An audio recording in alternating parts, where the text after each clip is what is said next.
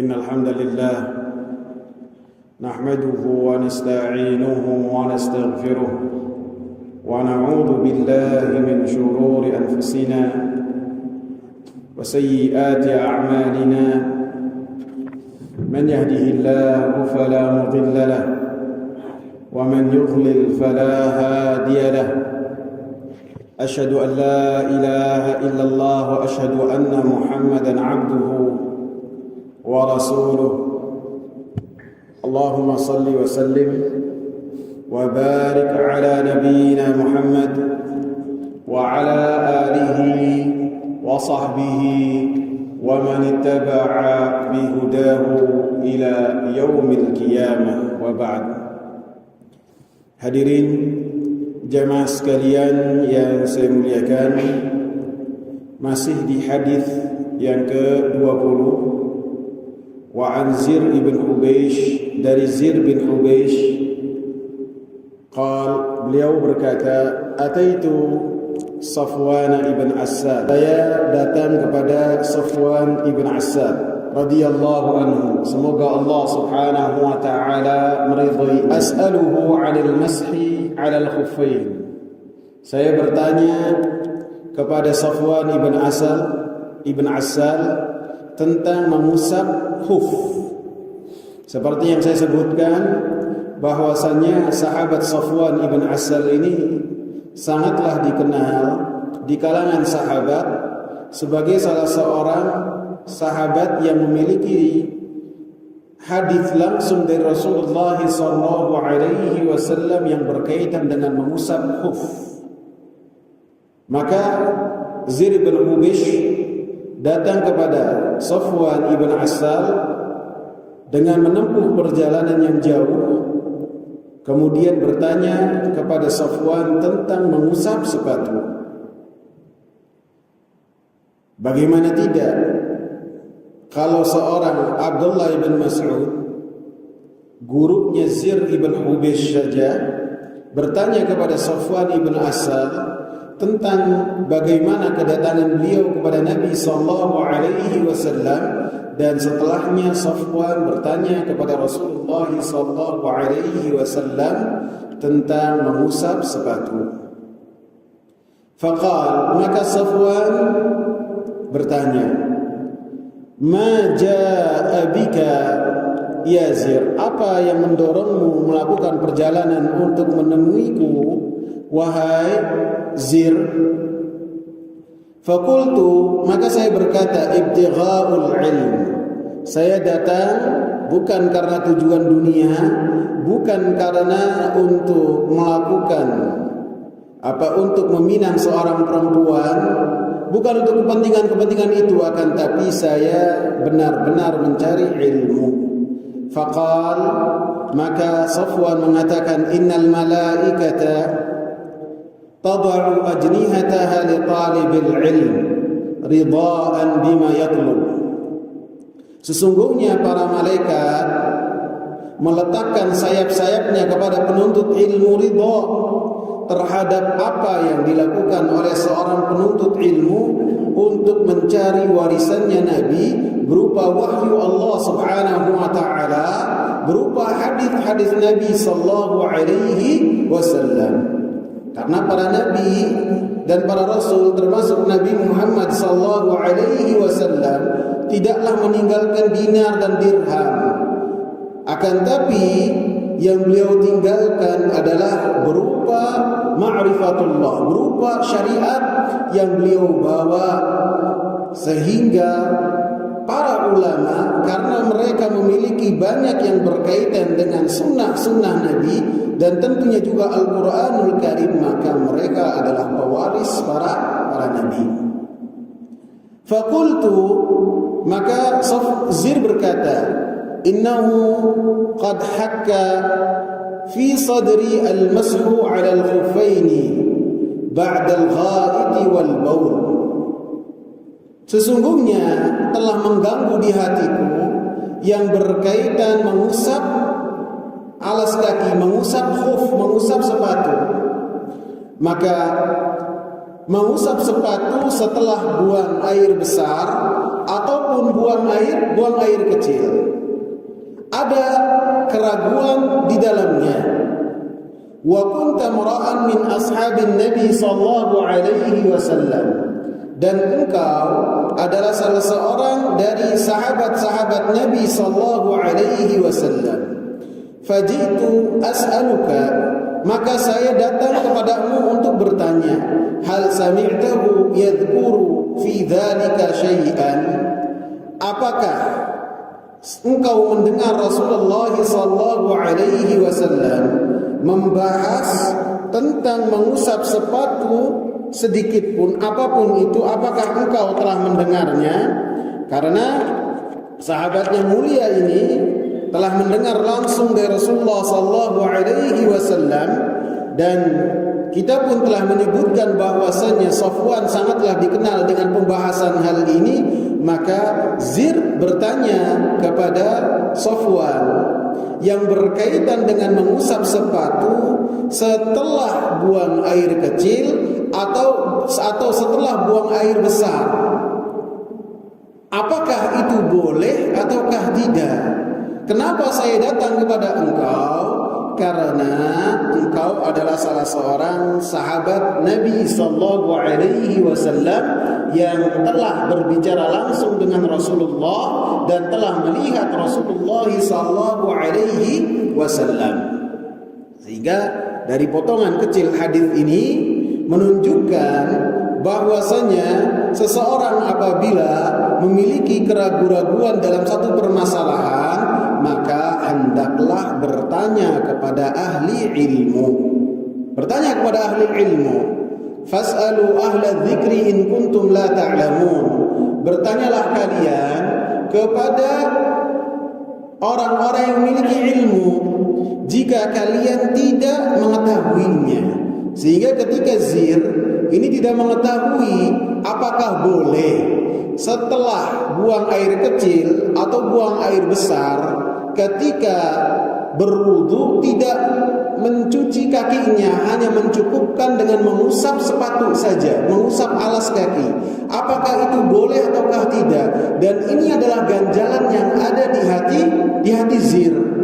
Maka dengannya beliau bertanya kepada salah seorang sahabat dari sahabat-sahabat Nabi sallallahu alaihi wasallam, lebih-lebih beliau dikenal dengan pembahasan al-mashu 'alal khuffain, mengusap sepatu. Sehingga ini menunjukkan kita harus bertanya kepada seorang ulama, seorang ahli ilmu, seorang dai apabila kita tidak mengetahui satu permasalahan. Dan ketika yang ditanya ini ditanya, maka hendaklah dia menjawab dengan jawaban yang dia ketahui dari Al-Quran dan Sunnah Nabi Sallallahu Alaihi Wasallam.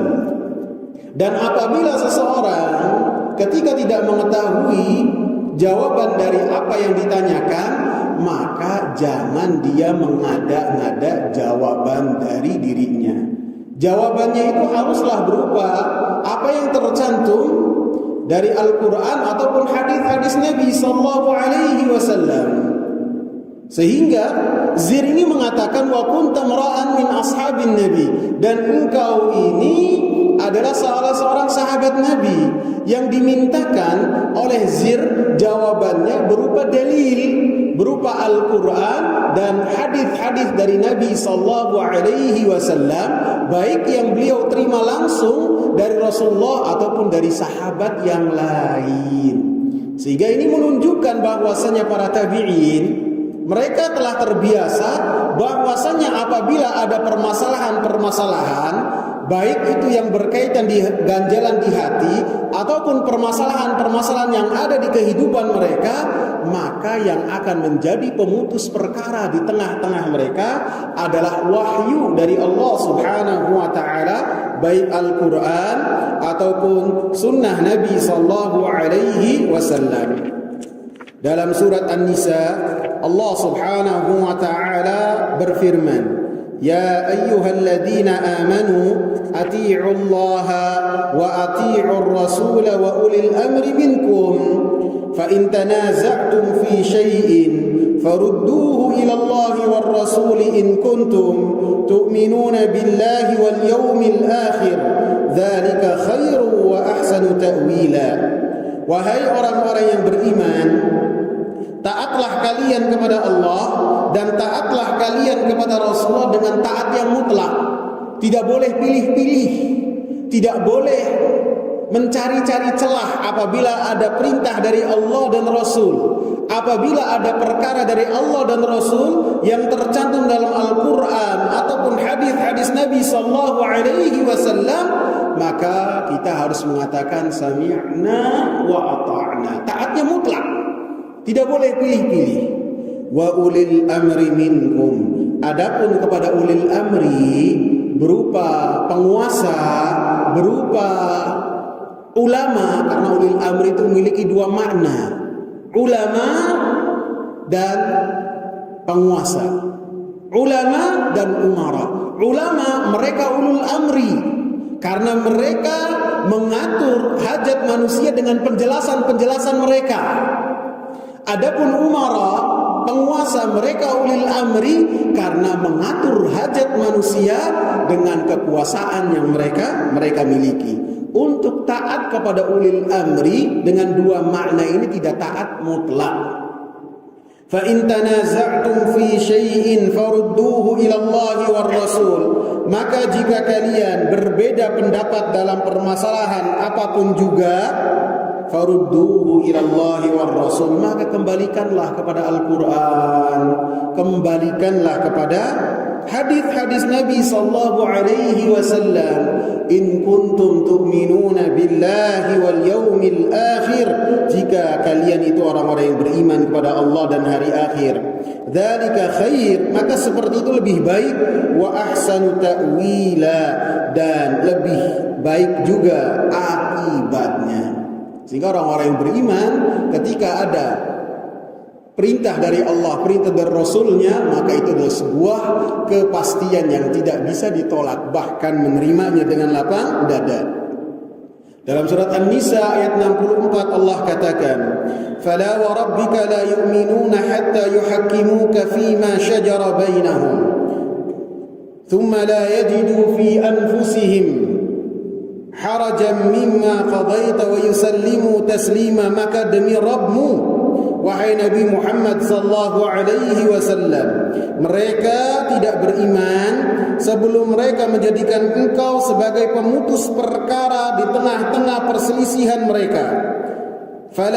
Thumma la yajidu, ketika engkau memberikan keputusan, di dada-dada mereka tidak ada ganjalan terhadap apa yang telah engkau tetapkan, dan menerima dengan sebenar-benar penerimaan. Sehingga apa yang datang dari Rasulullah sallallahu alaihi wasallam yahsimul amr, maka itu pemutus perkara, menghilangkan semua ganjalan yang ada di hati orang-orang yang beriman. Sehingga ini menunjukkan dari potongan hadis yang singkat ini bahwasanya ketika seorang ada ganjalan di hatinya yang berkaitan dengan permasalahan apapun juga, maka hendaknya bertanya kepada ahli ilmu. Dan apabila orang yang ditanya itu tidak mengetahui, maka hendaklah dia mengatakan la adri, saya tidak tahu. Pernah suatu ketika dalam perjalanan, disebutkan oleh Abdullah bin Abbas, ada sebagian sahabat yang mereka melakukan perjalanan dalam perjalanan perang. Kemudian ada salah seorang di antara rombongan tersebut yang kepalanya terkena batu sehingga luka yang sangat besar menganga di kepalanya, nggak tahu di bagian mana. Dan pada saat itu Allah tentukan lelaki yang luka ini mimpi basah. Mimpi basah berarti harus mandi janabah. Maka di pagi harinya si yang sakit ini bertanya kepada teman-temannya, apakah saya ini masih ada kewajiban untuk mandi janabah? Maka orang-orang yang sekitarnya mengatakan, wallahi la najidu laka rukhsah, kami tidak memiliki untuk engkau ini keringanan. Wa anta taqdiru 'alal ma', sedangkan engkau ini mampu untuk menggunakan air, ada air berlimpah.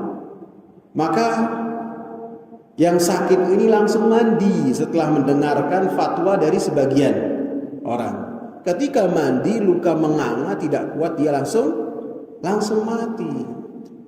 Ketika rombongan ini pulang ke kota Madinah, maka dikabarkan kepada Rasulullah SAW apa yang terjadi.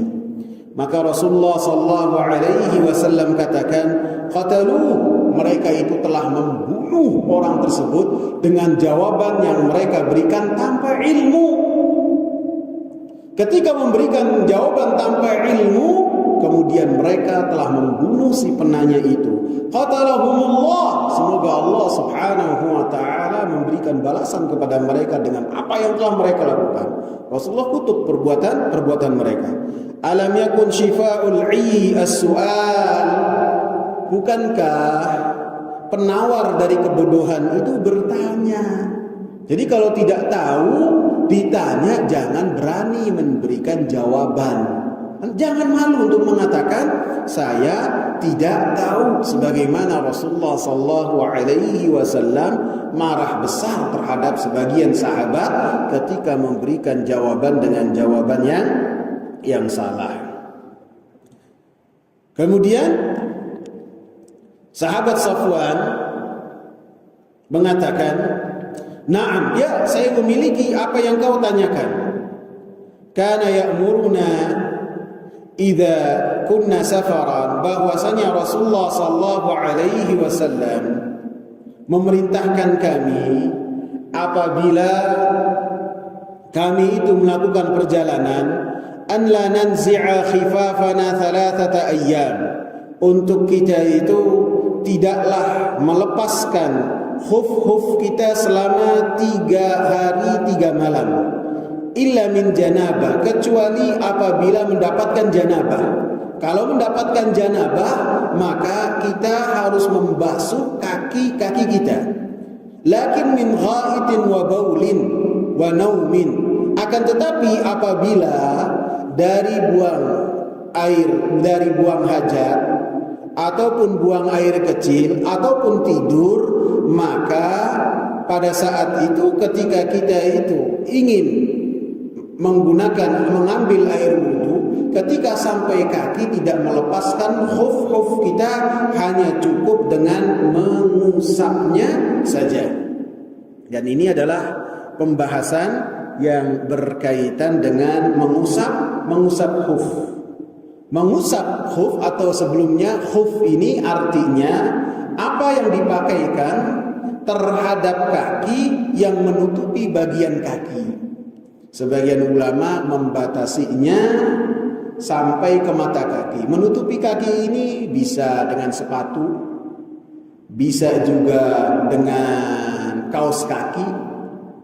Maka apabila seorang menggunakan hal tersebut, dan dengan syarat-syarat nanti akan kita sebutkan, maka bisa ketika waktu sholat tiba, maka ketika ingin mengambil air wudhu, maka dia hanya ketika sampai kakinya hanya mengusap bagian atasnya saja, bukan bagian bawah. Jadi air diambil, diusap, kemudian diusapkan ke bagian kaki bagian atas, bukan bawah. Jadi punggung kaki ya, bagian atasnya demikian.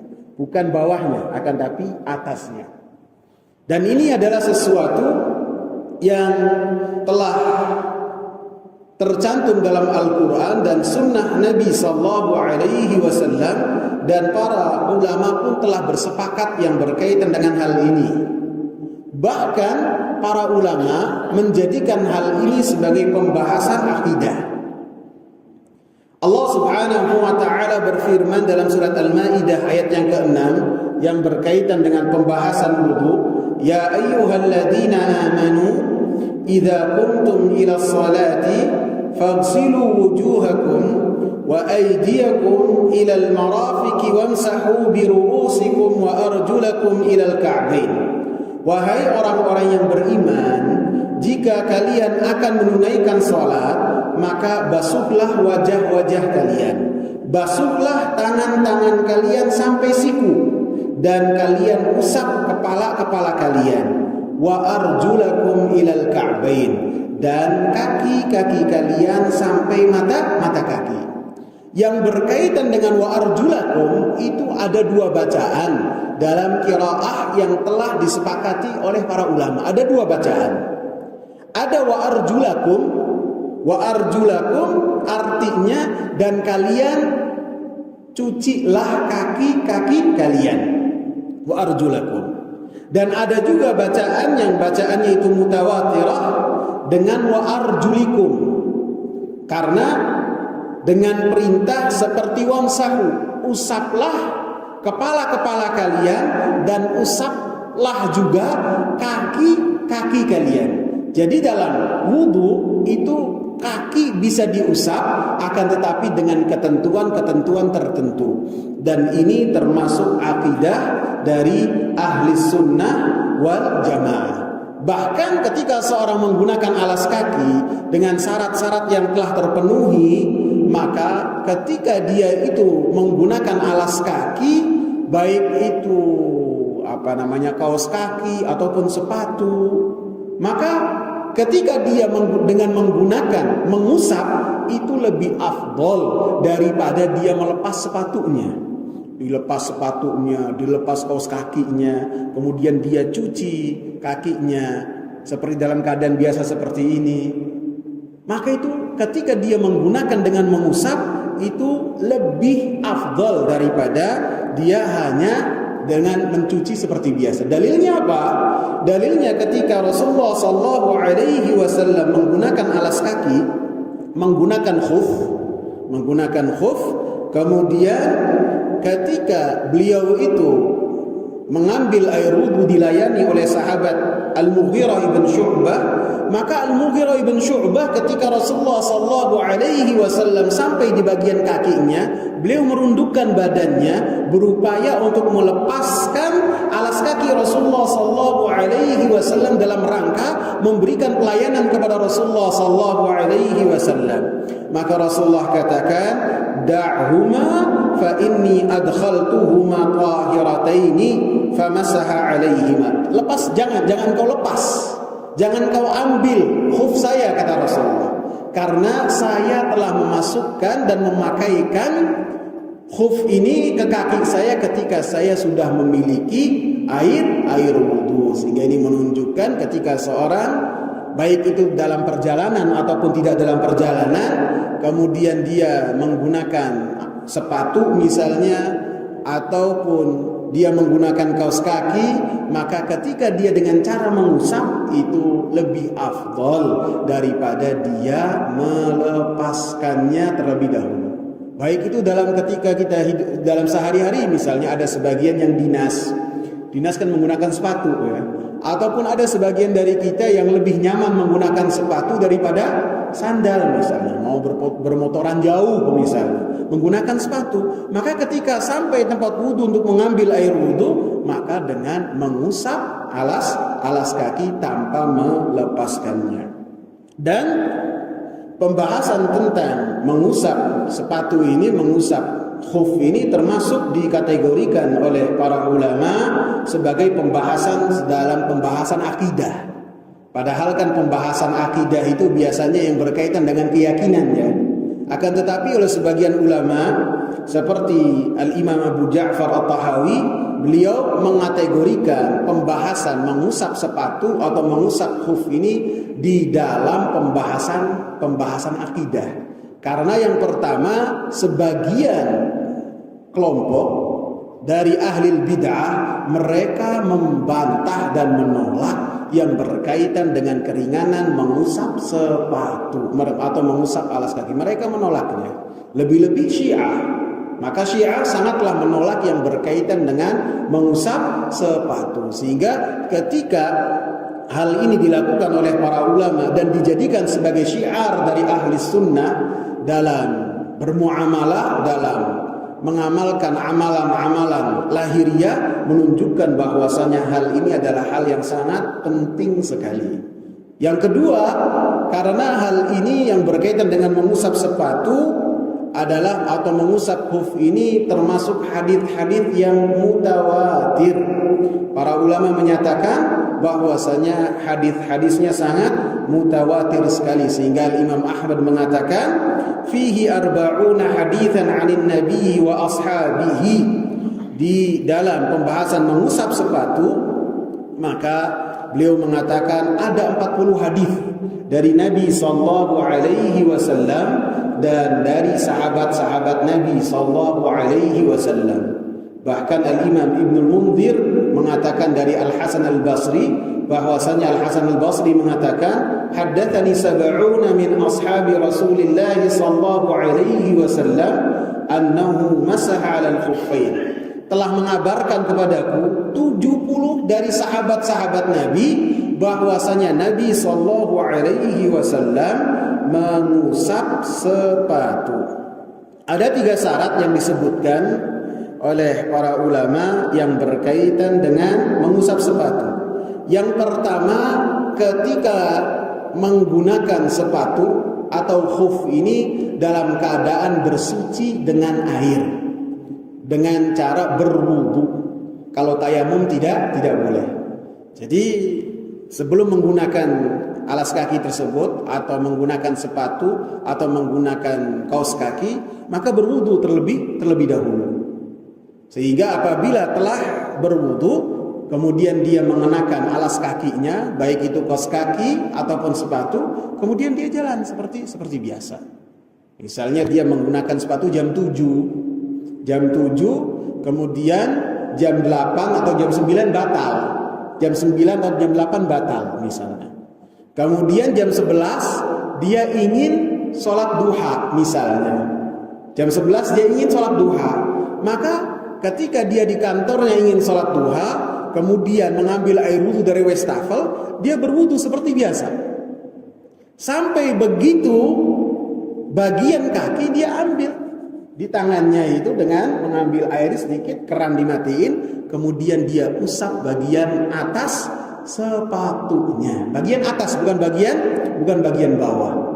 Dan harus ketika bertaharah dengan air, tidak boleh dengan tayamum. Tidak boleh seorang tayamum kemudian setelahnya menggunakan alas kaki, kemudian ketika batal dan berwudu maka dia hanya mengusap saja, tidak boleh. Sehingga Ali radhiyallahu anhu mengatakan, "Lau kana ad-dinu bir-ra'yi lakana asfalu al-khuffi aula bil mas'i min a'la." Kalau seandainya agama itu dengan logika, dengan akal-akalan, maka yang di bawahnya alas kaki itu lebih layak untuk diusap, bukan atas. Bawahnya. Wa qad ra'aitu Rasulullah sallallahu alaihi wasallam yamsahu ala dhahiri khuffaihi, dan saya telah melihat Rasulullah sallallahu alaihi wasallam mengusap bagian atas sepatunya. Jadi syarat yang pertama haruslah ketika menggunakannya alas kaki ini, memakainya harus terlebih dahulu memiliki taharah dengan berwudu. Yang kedua, an yakuna al-mashu alaihi ma fil hadathil asghar. Ketika mengusap terhadap khuf ini, alas kaki ini atau sepatu ini, maka di hadath yang kecil saja, seperti kentut, seperti buang air kecil, seperti tidur, batal-batal yang demikian.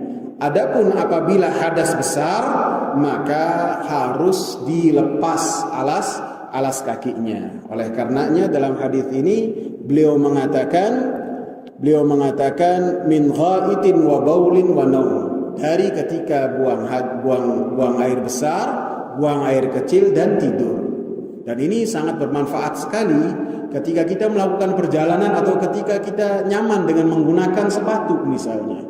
Ketika kita tidak berkenan, ketika kita menggunakannya dengan menggunakan air wudu terlebih dahulu, memiliki air wudu terlebih dahulu, maka sangat merasakan keringanan yang Allah Subhanahu wa taala berikan kepada kita. Tidak melepasnya, langsung mengusapnya, kemudian bisa langsung sholat. Kemudian syarat yang ketiga, an yakunal mashu fil muddati allati haddadaha an-nabi sallallahu alaihi wasallam. Dan dibolehkan untuk mengusap di waktu yang telah ditentukan oleh Nabi sallallahu alaihi wasallam. Untuk seorang yang mukim, waktunya itu sehari semalam. Adapun yang melakukan perjalanan bisa 3 hari 3 malam. Perjalanan apapun juga, baik laut, baik kereta, baik pesawat, baik motor, ataupun sekarang sudah ada yang perjalanan jalan kaki. Maka ketika melakukan perjalanan bisa ketika mengambil air wudu dengan menggunakan al-mas' 'alal khuffain, mengusap bagian kaki ini dan menonjolkan apa yang telah dicontohkan oleh Rasulullah sallallahu alaihi wasallam. Lebih-lebih ini semua menunjukkan keringanan yang Allah Subhanahu wa taala inginkan dari kita, kemudahan yang Allah Subhanahu wa taala berikan kepada kita. Allah Subhanahu wa taala katakan, "Wa ma ja'ala 'alaikum fid din min haraj." Allah Subhanahu wa taala tidaklah menghendaki atas kalian kesusahan. Yuridullahu bikumul yusra wa la yuridu bikumul usra. Dalam ayat yang lain Allah Subhanahu wa taala menginginkan untuk kalian kemudahan dan tidak menginginkan dari kalian kesusahan. Kemudian Safwan radhiyallahu anhu mengatakan lagi, "Fakultu," Zir mengatakan, "Hal sami'tahu yadhkuru fil hawa syai'an?" Apakah engkau mendengar Rasulullah sallallahu alaihi wasallam membahas tentang al-hawa, tentang bagaimana kecenderungan seseorang ataupun bagaimana kecondongan dan cinta seseorang. Maka kata Safwan ibn Assal radhiyallahu anhu, beliau mengatakan, "Ya, saya pun telah mendengar Rasulullah sallallahu alaihi wasallam membahas hal tersebut." Kemudian Safwan ibn Assal menyebutkan tentang kunna ma'a Rasulillah sallallahu alaihi wasallam fi safar. Dulu kami bersama dengan Rasulullah sallallahu alaihi wasallam dalam perjalanan. Fa bainama nahnu indahu, maka ketika kami bersama dengan Rasulullah sallallahu alaihi wasallam, idnadahu a'rabiyyun bi sautin lahu jahwari. Maka ada seorang Arab, A'rabi Badui, yang dia itu memiliki suara yang sangat keras sekali, sangat kencang sekali, dan memanggil Rasul dengan ya Muhammad, panggilannya ya Muhammad. Karena orang-orang Arab Badui ini mereka jauh dari perkotaan dan hidup mereka adalah hidup yang sangat keras, sehingga ketika bermuamalah pun muamalahnya itu sangatlah keras juga. Sehingga ketika memanggil Rasulullah sallallahu alaihi wasallam, panggilannya pun dengan ya Muhammad saja, tidak dengan ya Rasulullah. Dan ketika memanggil Rasulullah sallallahu alaihi wasallam, maka dengan panggilan yang sangat keras sekali. Fa ajabahu Rasulullah sallallahu alaihi wasallam nahwan min sauti. Maka Rasulullah sallallahu alaihi wasallam menjawab seruan dari A'rabi ini sesuai dengan suaranya. Jadi ketika orang itu manggilnya keras, dengan seru, dengan rame, maka ada anjuran bagi kita untuk menjawabnya pun dengan jawaban yang seru juga, yang rame. Kalau orang dari jauh memanggil kita, ahlan sahlan ya Jeffrey, jangan kita jawab ahlan sahlan, kayak orang gak seneng. Kalau orangnya itu seru, maka kita jawab dengan seru juga.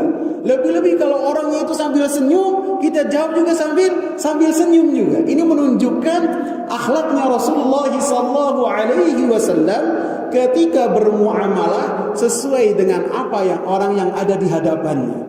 Orangnya suaranya kencang, maka Rasulullah sallallahu alaihi wasallam pun jawabnya dengan jawabannya kencang juga. Dan Rasulullah sallallahu alaihi wasallam langsung jawab dengan ya saya di sini. Saya di sini.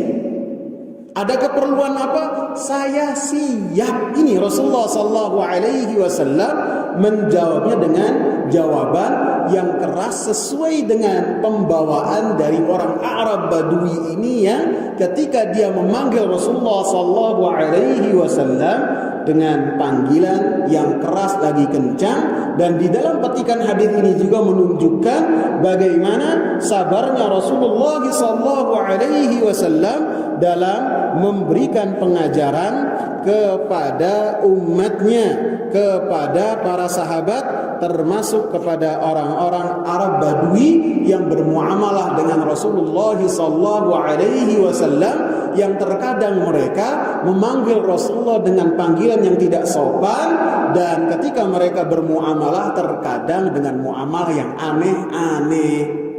Dengan contohnya apa? Kencing di masjid. Kalau sekarang ada yang melakukan babak belur kali ya. Rasulullah enggak, ikhwan. Enggak. Walaupun para sahabat sudah geram, para sahabat marah. Rasul berpikir lebih jernih. Ini kalau najisnya orangnya dibentak, najisnya bakal kemana-mana. Tidak bisa ditandai. Tapi kalau najisnya itu di satu titik saja masih bisa dikondisikan. Kalau lagi keluar kencingnya kemudian dibentak, hei ngapain? Lari kan kemana-mana. Sama Rasulullah nggak dibiarin, ditahan sama Rasulullah.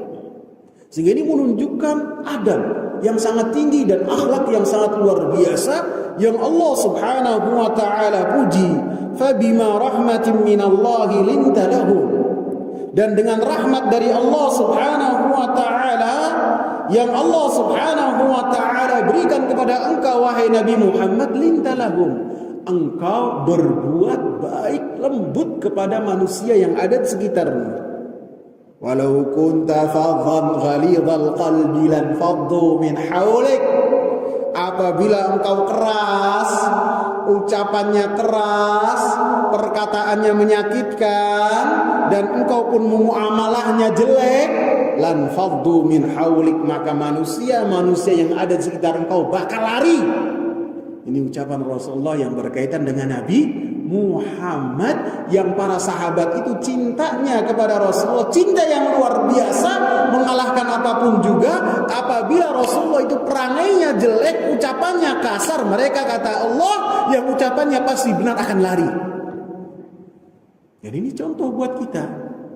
Dan saya dapati para ulama hafizahumullah in kanu ahya, mereka akhlaknya sangat luar biasa sekali. Akhlaknya luar biasa. Saya apabila ada di Madinah, ketemu sama sebagian orang, biasanya ngajak saya, Jeff, ayo ketemu sama Syekh Muhammad Asywair yang sering nongol di YouTube. Oh iya, yuk, ayo kita ketemu. Begitu ketemu, akhlaknya luar biasa. Ini ulama besar loh, ini ulama besar. Begitu ketemu, diajak ngobrol, lembut sekali. Ditanya kaif halukum, ish akhbarukum, dengan lembut sekali. Dan senyum gak pernah lepas dari bibirnya. Antum bayangkan, saya baru kenal, dia ngobrolnya lembut. Begitu dia akan jalan ke mencari soft, karena sudah mulai qomat, waktu itu maghrib, dia izin kepada saya, an idnikum, sta'dzinukum ya syabab, saya minta izin kepada kalian. Ini seorang ulama pergi minta izin, sta'dzinukum ya syabab, minta izin. Kalau misalnya saya pas qomat, ya saya tinggal aja, qomat kok. Saling ngerti. Bener enggak? Udah qomat mau ngapain lagi? Enggak, dia sopan minta izin. Ini orang yang kalau di YouTube nongolnya kemana-mana luar biasa, tapi sopan luar biasa. Dan ikhwah-ikhwah yang ada di sana menceritakan bagaimana akhlak yang sangat luar biasa. Saya juga pernah mendapati di kajian di YouTube, bukan saya dengar langsung, salah seorang alim kabir yang sering saya ikuti kajiannya, Syekh Ali bin Abdul Aziz Asy-Syibil hafizahullah. Ayahnya adalah seorang imam di Masjid Nabawi. Ketika beliau memberikan kajian dengan santai, ini beliau muhakkik, pentahkik kitab Fathul Bari. Fathul Bari ditahkik oleh beliau yang berkaitan dengan akidah. Dan beliau murid besarnya dari Syekh bin Baz. Ketika memberikan kajian, menyampaikan kajian, terus ada orang yang membentak beliau. Dibentak. Beliau diam saja. Dan kemudian melanjutkan pembicaraannya seakan-akan tidak terjadi suatu apapun. Allahu Akbar. Ini akhlak dan adab yang besar. Bagaimana tidak, Rasulullah sallallahu alaihi wasallam saja ketika dikatakan oleh Allah Subhanahu wa taala, apabila engkau tidak memiliki akhlak, maka mereka akan pergi. Lebih-lebih selain dari Rasulullah sallallahu alaihi wasallam harus lebih memiliki akhlak yang berkaitan untuk menyampaikan kebaikan kepada manusia. Sales dagang saja, mereka itu ketika ingin orangnya itu tertarik, sangat melakukan apapun juga supaya orang itu tertarik. Para ulama, para ustadz dan para dai harus lebih menghinakan diri supaya manusia tertarik untuk mendekatkan diri kepada Allah Subhanahu wa taala, karena kita mendapatkan janji dari Allah Subhanahu wa taala melalui lisan Rasulnya, la an yahdiyallahu bika rajulan wahidan khairun laka min khumrin na'am. Apabila engkau mampu menggeret seorang untuk mendapatkan hidayah dari Allah Subhanahu wa taala, maka itu lebih baik dari apapun itu di dunia ini. Allahu Akbar. Kemudian disebutkan oleh Safwan ibn Asal radhiyallahu anhu, "Faqultu wayhak ughdud min sautik." Celaka engkau. Ini Safwan marah terhadap A'rabi ini. Rendahkanlah suaramu, fa innaka 'indan Nabi sallallahu alaihi wasallam. Sesungguhnya engkau di sisi Nabi sallallahu alaihi wasallam, wa qad nuhita an hadza, dan kita dilarang oleh Allah Subhanahu wa taala untuk mengangkat suara di sisi Nabi sallallahu alaihi wasallam dengan suara yang keras. Yang dimaksudkan oleh Safwan surat Al-Hujurat ayat yang kedua, ya ayyuhalladzina amanu la tarfa'u aswatakum fawqa sautin nabiy wa la tajharu lahu bil qawli kajahri ba'dikum li ba'din an takhbata a'malukum wa antum la tash'urun. Wahai orang-orang yang beriman, janganlah kalian mengangkat suara-suara kalian di atas suara Nabi, dan janganlah kalian mengeraskan suara kalian seperti kalian mengeraskan suara di antara kalian. Apakah kalian mau amalan-amalan kalian hilang sedangkan kalian tidak merasakan hal tersebut? Maka diingatkan A'rabi ini oleh Safwan. Apa kata A'rabi? Wallahi la aghdud. Demi Allah saya tidak akan merendahkan suara saya. Tidak mau tahu. Jadi emang mungkin bawaannya orang ini kalau ngomong gede.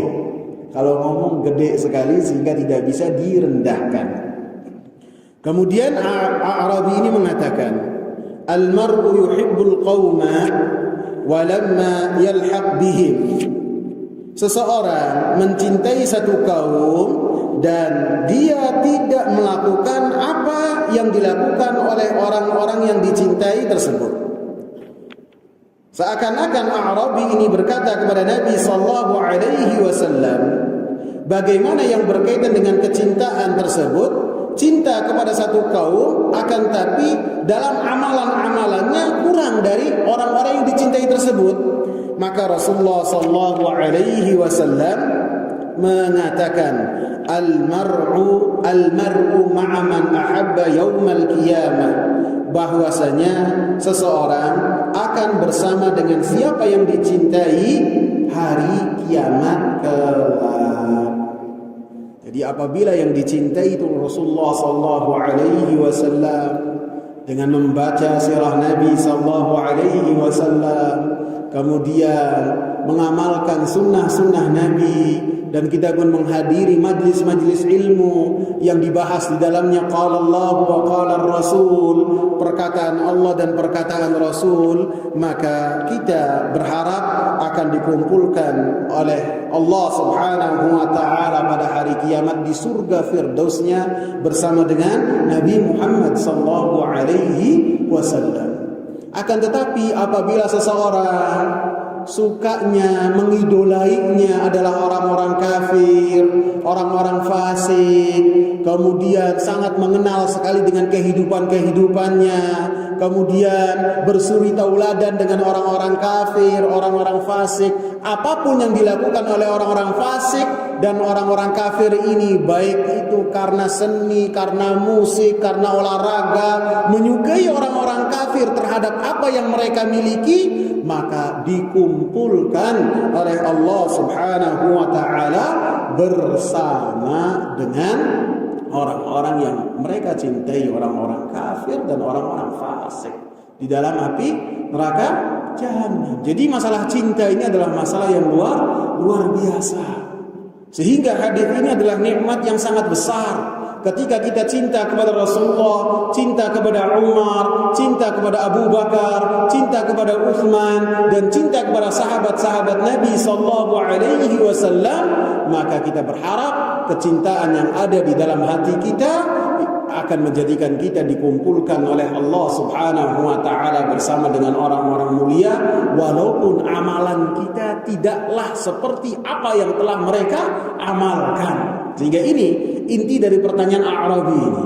Saya tidak beramalnya itu seperti amalan mereka, akan tapi saya cinta kepada mereka dengan cinta yang benar. Maka Rasulullah sallallahu alaihi wasallam kabarkan bahwasanya dia akan dikumpulkan oleh Allah Subhanahu wa taala bersama dengan orang yang dicintai. Apabila orang itu adalah orang saleh, orang yang memiliki kedudukan di sisi Allah, maka bersama dengannya di surga. Kebalikannya, apabila dengan orang kafir, maka akan bersama dengan si kafir tersebut di dalam api neraka. Sehingga ini ada anjuran dan penggemaran untuk kita memiliki relasi dengan orang-orang saleh, dengan kita memiliki hubungan yang lebih spesial dengan orang-orang saleh, sehingga kita cinta kepada orang-orang saleh. Kemudian disebutkan dalam hadis ini juga, فَمَا زَالَ يُحَدِّثُنَا حَتَّى ذَكَرَ بَابًا مِنَ الْمَغْرِبِ.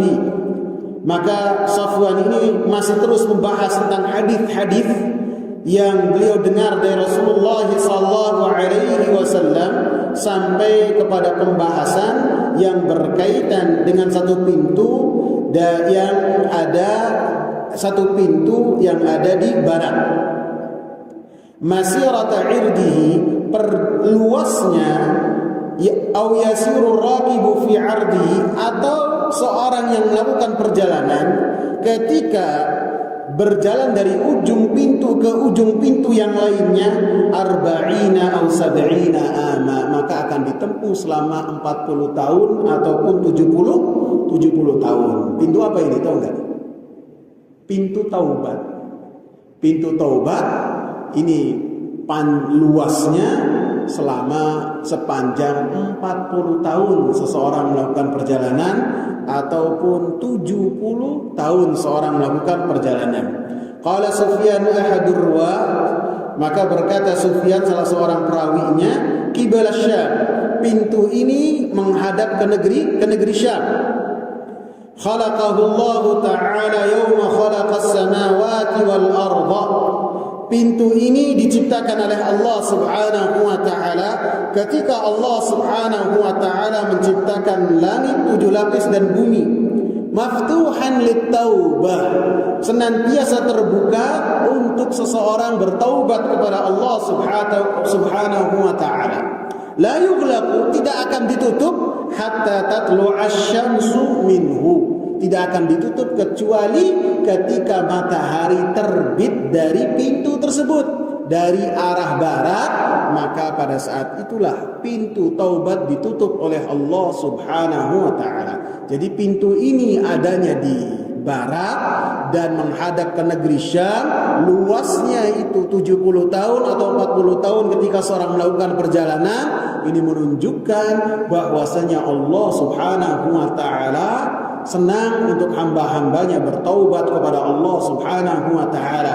Kapanpun kita melakukan dosa kepada Allah Subhanahu wa taala, baik di malam hari ataupun di siang hari, maka segeralah bertaubat kepada Allah Subhanahu wa taala, karena pintu taubat bagi kita terbuka lebar selama matahari belum terbit dari arah barat. Wallahu taala a'lam. Ada pertanyaan, ikhwan? Silakan Pak Sohib.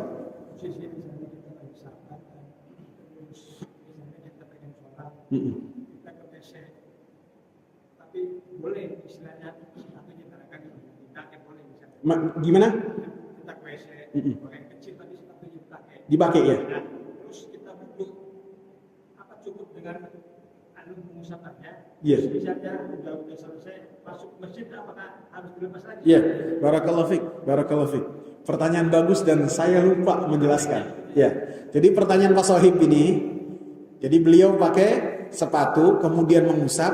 Ketika masuk sholatnya sepatunya dilepas boleh ataukah tidak? Boleh. Jadi ketika kita mengusap sepatu, kemudian ketika sholat tidak menggunakan sepatu tersebut, itu boleh dilepas sepatunya. Mau kaos kakinya dilepas juga nggak apa-apa, silakan. Kemudian sholat seperti biasa. Jadi ketika menggunakan sepatu, mau sepatunya dipakai untuk sholat, silakan. Kalau tidak dipakai untuk sholat pun tidak mengapa. Kalau misalnya kita sholatnya di tanah lapang, misalnya lagi naik motor, naik mobil, kemudian masuk ke rest area, musola penuh, udah sholat di pinggir, di samping mobil aja, maka bisa sholatnya dengan menggunakan sepatu. Kalau pas sujud, pas duduk di antara dua sujud bisa nyaman. Kalau tidak nyaman dilepas, tidak mengapa, walaupun setelah mengusap khuf sebelumnya. Bagus itu pertanyaan, saya lupa menjelaskan. Paham Pak Sohib? Paham ya? Coba untuk di WC itu nggak apa-apa, nggak apa-apa. Ketika di WC tidak melepas sepatu tidak mengapa. Dan itu intinya kita nggak usah melepas, dan itu kemudahan yang Allah berikan kepada kita. Karena pada hakikatnya kita tidak melihat kotoran bentuknya itu secara langsung untuk kita injak. Adapun setelah disiram udah beres. Paham Mas Sohib? Ada lagi? Ya. Sebentar, Pak Anwar dulu. Ya. Saya mau naik kereta api, lalu kondisi hujan, sepatu itu kan tetap mungkin varian kotornya. Lalu ngambil wudhu di dalam ruang kereta api di toiletnya. Itu gimana? Apa lepas sepatu juga atau gimana? Enggak apa-apa. Antum. Iya, enggak apa-apa. Jadi sepatunya kena kotor, tidak mengapa untuk kita mengusap sepatu itu dan kita sholat dengan sepatu tersebut, tidak mengapa. Karena lumpur-lumpur yang sampai kepada kita dari air hujan ataupun air hujan itu sampai kepada sepatu kita, itu bukan sesuatu yang najis. Bahkan air hujan itu adalah air yang bisa membersihkan, dan tanah yang kita injak ini tidak najis, bahkan bisa kita gunakan untuk mengangkat najis yang ada pada diri kita dengan cara bertayamum. Paham ya Pak Yanwar? Tidak mengapa. Ya silakan. Jadi yang kita sampaikan berkaitan dengan wudhu. Jadi sampaikan kan mungkin wudhu wajib ya tidak? Wudhu wajib? Iya. Yang di surat Al-Maidah itu kan? Iya, maksudnya iya. Nah, yang saya tanyakan itu, ada yang mengatakan mengusap kepala itu plus telinga. Apakah ini penempatannya di wajib, apakah tetap tidak ada di wajib atau di sunnah gitu? Apa? Oh, maksudnya antum rukun ya, rukun-rukunnya. Iya, yang berkaitan dengan mengusap kepala, ada hadis mengusap telinga itu bagian dari mengusap kepala. Karena Rasulullah mengatakan al-udhunani minar ra's, bahwasanya dua telinga itu bagian dari kepala ketika wudu. Lebih-lebih ada sahabat-sahabat seperti Abdullah bin Zaid, seperti juga Utsman bin Affan, ketika sampai di bagian kepala dengan cara mengusap dan memasukkan telinga tersebut di dalam usapan kepala, gitu. Ya, paham ya? Ya. Cukup ya. Ya. Ini apabila kaki misalnya kena luka, sakit, korban apa, kan nggak kena air. Nah, cukup usap apa gimana? Ya, jadi kalau menggunakan perban kemudian dan tidak boleh terkena air, maka cukup diusap saja. Seperti hadis yang kelanjutan dari sahabat yang terluka tadi. Rasulullah mengatakan, "Au yatayammam," atau hendaknya orang ini cukup baginya hendaklah bertayamum saja. Atau kata Rasulullah, "Ya'sibu ra'sah," hendaknya dia memperban mengikat bagian yang luka, kemudian yang bagian luka tersebut diusap, yang lainnya dimandiin, kata Rasulullah sallallahu alaihi wasallam. Jadi bagian yang luka yang ada perbannya maka cukup diusap saja, jangan disiram, nanti sama saja. Cukup ya, semoga bermanfaat. Subhanakallahumma bihamdika asyhadu an la ilaha illa anta astaghfiruka wa atubu ilaik. Assalamu alaikum warahmatullahi wabarakatuh.